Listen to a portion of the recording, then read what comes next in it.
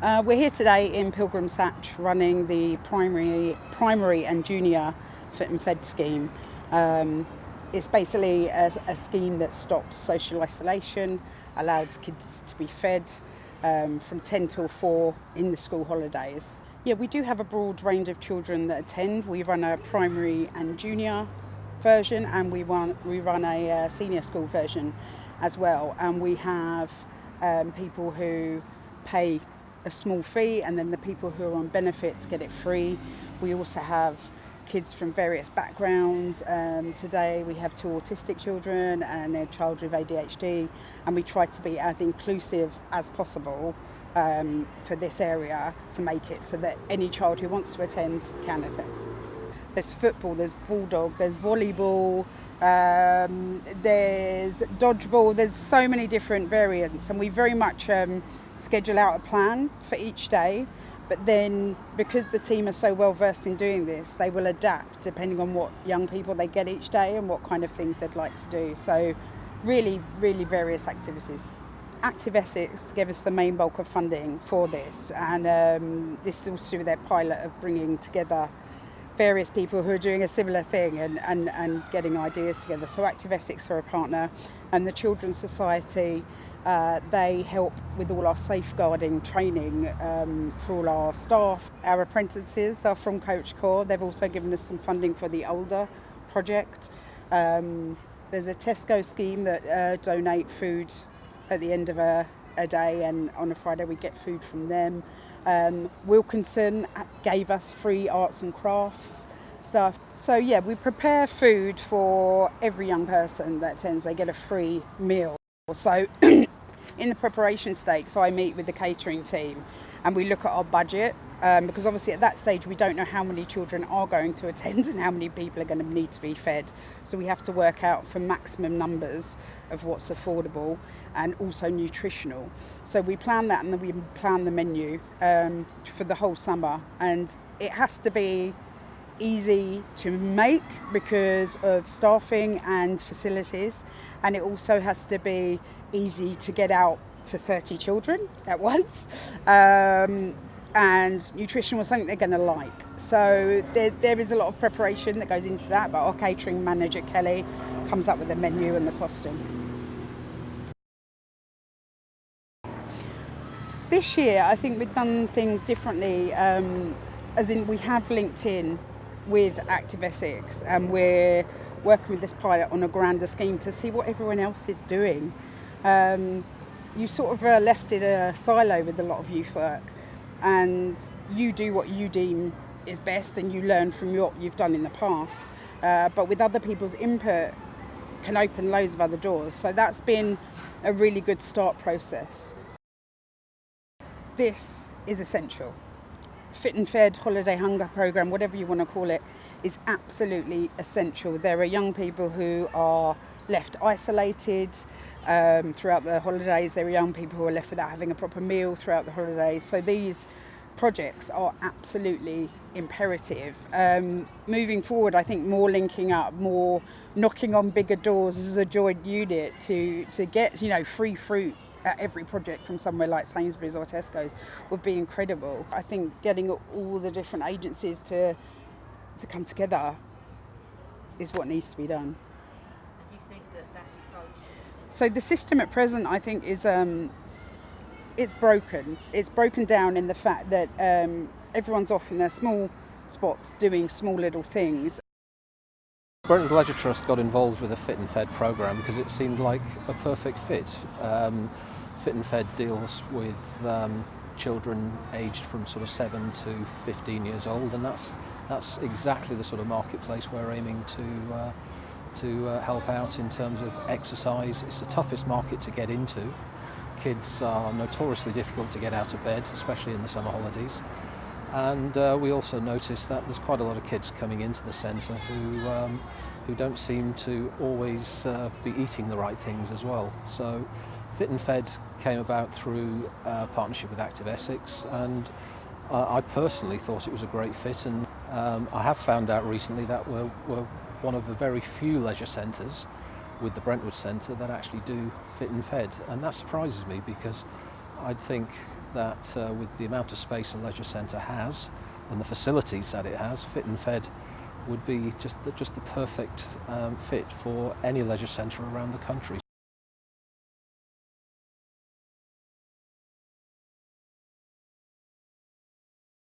So my name is Ben Russell and I'm Community Development Officer at Swan Housing Association.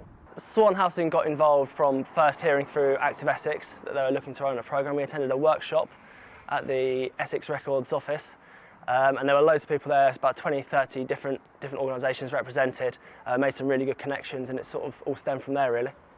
There are a number of families, deprived families, low-income families, and we've got the Whitmore Primary School just up the road with 30% free school meals, so we thought it was a perfect opportunity to run a programme such as this. I've got 4 kids and I like them coming here because obviously it's just to keep them off the streets, because obviously there's a lot of stabbing going on, and obviously being on this estate, it's a rough estate anyway, but since they've been here, do you know what I mean, they've not been out on the streets or nothing like that. They love it, especially my youngest boy, because he has anger issues, so that's why I take him here as well.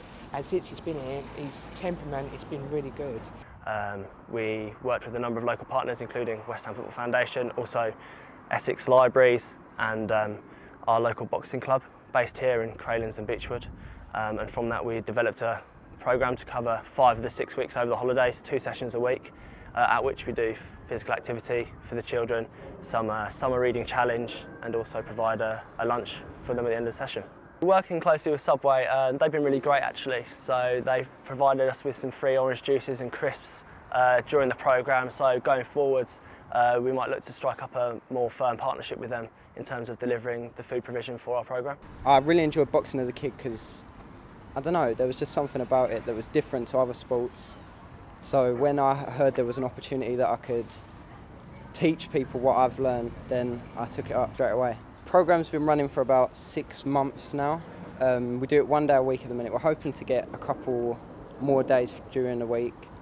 But we basically just teach the kids discipline and basic boxing skills to build their confidence and everything like that. During the summer holidays, we run it once a week still, and we get between 15 to 30 children a week. My name is Ross Williams. I am the Partnership Development Manager for West Ham United Foundation. West Ham United Foundation have been running holiday hunger programmes for about 18 months now, funded by the Premier League and their charity department on our end. And Essex has always been an area whereby we've wanted to sort of develop our programmes within, and basically through Active Essex Foundation there was a steering group meeting that Louise and her colleagues organised, and basically enabled myself to sit in a room with like-minded people from organisations that, to be honest, we didn't have relationships with previously. So for example, we're in Harlow today and we're working in conjunction with Rainbow Services and Harlow Council themselves, and basically without their help we wouldn't be able to get this programme off the ground in Harlow. So the fact that we're actually able to work in partnership with like-minded people to basically benefit local communities is absolutely fantastic, and I think that's testament to the work that obviously Active Essex have put in to sort of bring us all together. This summer West Ham United Foundation have worked in conjunction with partners across Basildon, Harlow, Thurrock and Chelmsford as well. So every one of those programmes is different, and the biggest thing that we're taking away from our learning, let's say, is the fact of trying to be flexible with the approach to this issue of holiday hunger, as it's likes to be known as. Basically the programme we have here at Harlow is 10 till 2, mainly sports provision for young people, but actually we're asking the parents to stick around and try and get involved in some of the activation. They're coming back at lunchtimes on the most part to sit down with their children and have a meal and try and develop a sense of community, let's say.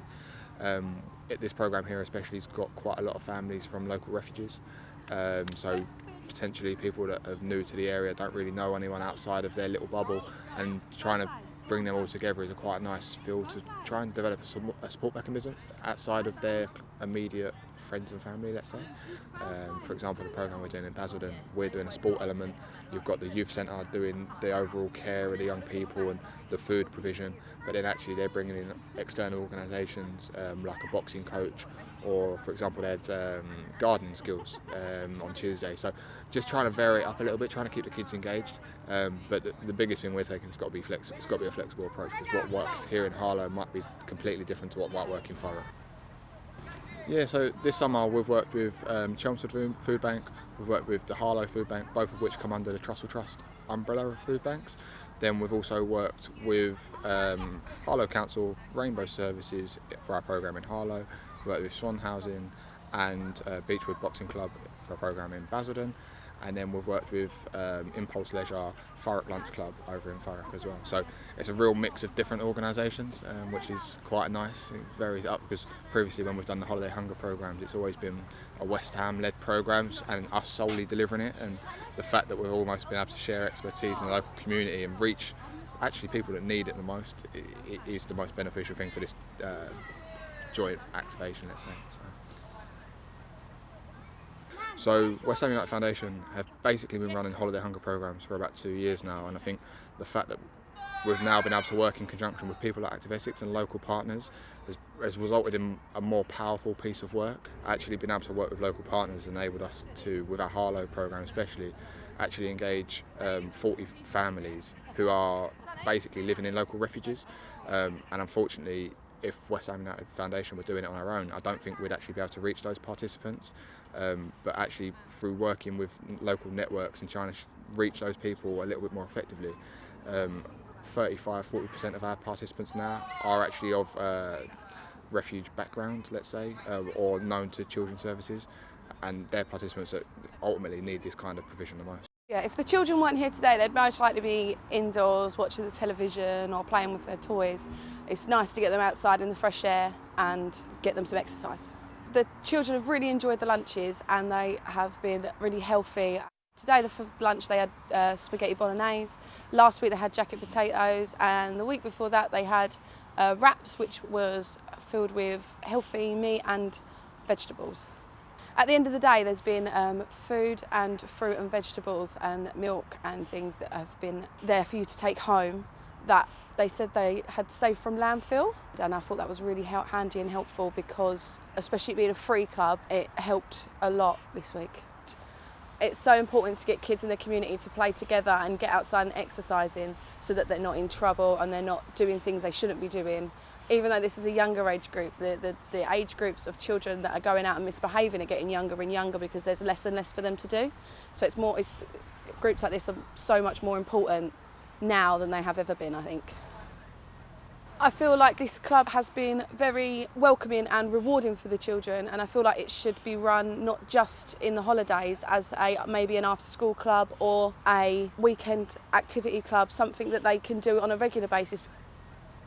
So we first found out about the opportunity to run a pilot project for the Holiday Hunger by attending the Active Essex workshop in Chelmsford. So Kelly and I went along together and heard all about the proposals and were really interested right from the outset about being part of the pilots this summer.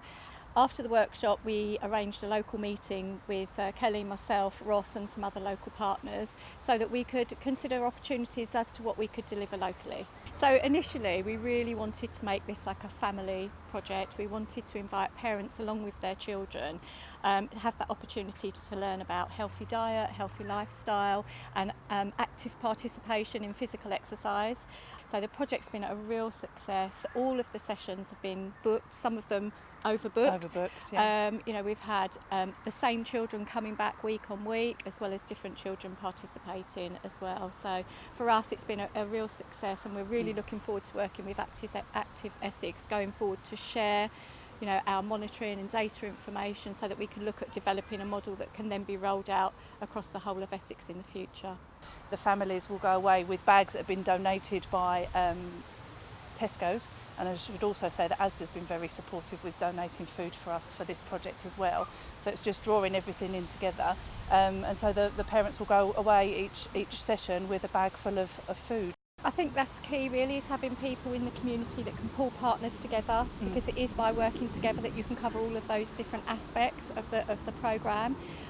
So we've been really lucky that we've had a lot of support from different agencies, including Provide and ACE, the Anglian Community Enterprise. Yeah. And we've had different elements of the programme, and particularly I think having the healthy lunch, sitting down socially, enjoying a meal together, talking about healthy food, healthy lifestyle, and also, as Kelly said, really having that bag of food that parents can take away at the end, because that reassures us that on the days that the project isn't running, these families still have access to healthy food that they can cook and prepare at home and have a meal together at home. So we're really pleased to have been involved in this pilot project in Harlow, because it really does support the priorities of the Harlow Health and Wellbeing Board. The priorities for the Early Help and Start Well group are reducing childhood obesity and increasing children and young people's participation in physical activity. So this project is what really fits the bill, and we're really, really pleased to be part of the pilot in Harlow. And also high on everybody's agenda is reducing loneliness and social isolation. So coming together and sharing a meal and chatting has been really an important part of it. And we know it's been key working with partners, and we've been very grateful and thankful that St Mary at Latin Church and also St Paul's Church have lent us their hall so that we were able to run this pilot this year. Well, we're here in Harwich because we have a high level of children that receive free school meals when they're at school, so we want them for this to carry on over the 6-week summer holidays as a free programme. The difference between they're all working together to deliver a healthy, fun, free programme for children and families to enjoy in the Harwich area. So the reason that I'm involved is it's very exciting for it to be a local project. I live locally, I've delivered groups locally previously, and it's going to benefit so many families and children over the long summer holidays.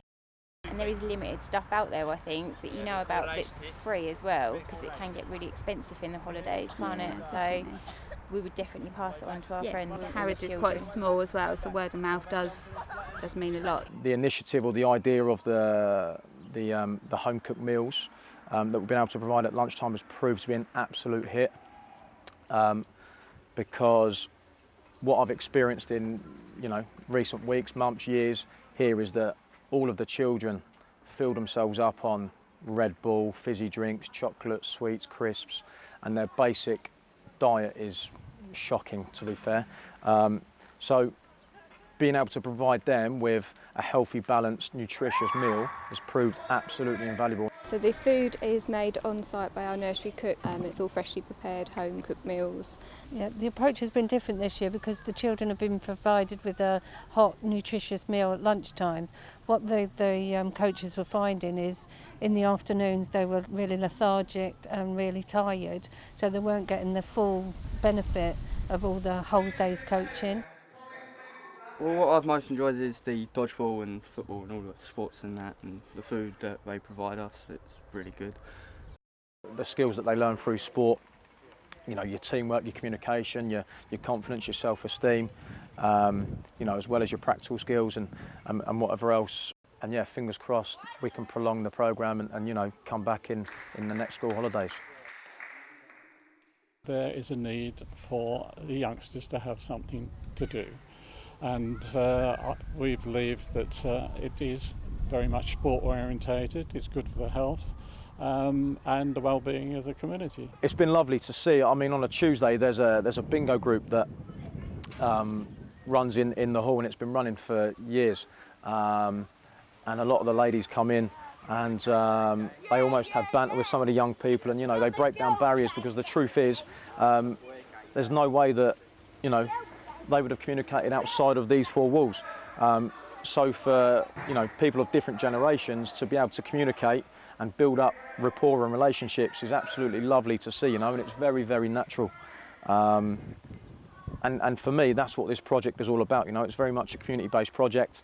And another thing that I've probably forgotten to talk about actually is that when we talk about them being a team and a group and a family as such, and we talk about the way that they look out for one another, and we talk about the area that they live in, I couldn't believe the state of the place outside when I got here on the first week. There was litter everywhere, and a lot of the young people, off of their own back, without me telling them or without me asking or encouraging them, went and started litter picking and cleared up the area and started to take pride in the area that they lived in. And I know for a fact they would benefit if we could continue to be here in the future. there are perhaps individual people working up here, but not achieving anything. So my principle is that you work together, form a partnership, whether it be formal or informal, and you can make something happen and change things. And I believe that principle is beginning to work. So coming together with partnership working like Fair Share and Elder Care and the nursery, all working here at Coppins Hall, is just bringing everybody together so services aren't, overlapped.